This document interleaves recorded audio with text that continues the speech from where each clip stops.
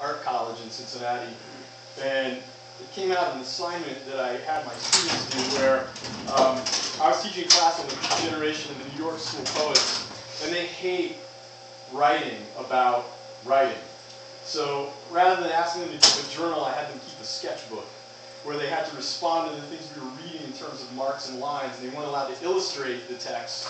They had to respond to them physically in terms of some kind of visual language. And so I got at the end of the semester this giant stack of these sketchbooks and was immediately flummoxed because I was like, how the hell am I going to grade these? I hadn't planned any of that.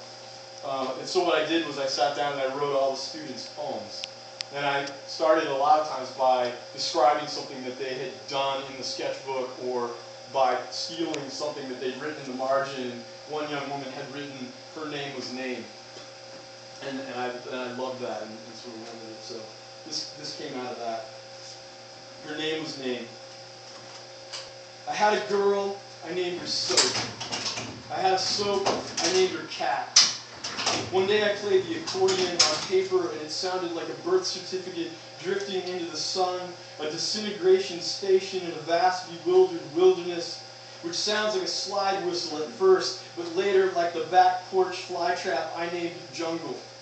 I have never before mentioned these names in the airway, and neither has the girl I named Name ever faltered, though the question of remains in the hallway remains. Does one's imagination also disintegrate, or does it flutter forever like a boa constrictor circling the world, or a warthog? The warthog I named Babe. The boa constrictor I call Pasture. The last time I found myself ensnared in the pastoral, I imagined a rope and escaped by climbing up it.